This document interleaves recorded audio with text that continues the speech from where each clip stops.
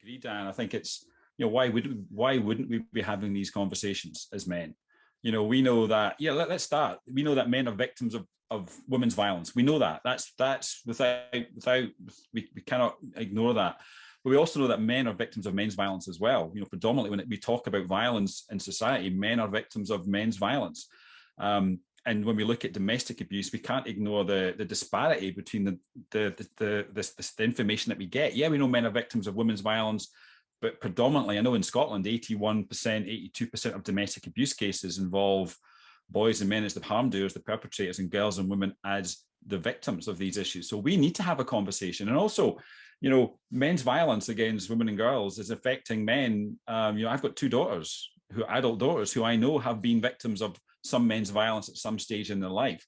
And why wouldn't we be having these conversations? And empathy, for me, as someone who works with bystanders, empathy is a key driver for motivating people to be more active. And if that starts from your circle of friends, the people you care about, that's okay. It gets you in the room, and it allows you to move to, to look at everybody as a potential victim and to speak up.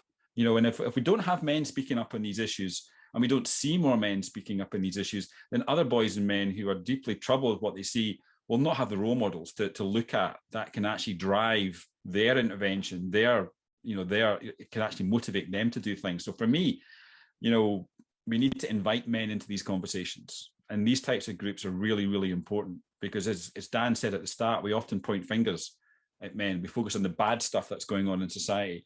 Yeah, we need to maintain a focus on some of that stuff, all of that stuff actually, but we need to balance it out with the good things that we know men and boys are involved in. And the psychology says that we need to move from just looking at the bad to looking at a blend, the good things that men are doing out there. And even this conversation will promote and permit other men to talk about these issues as well. So the more men that speak up, we give the tools, we give the permission for other men to speak up.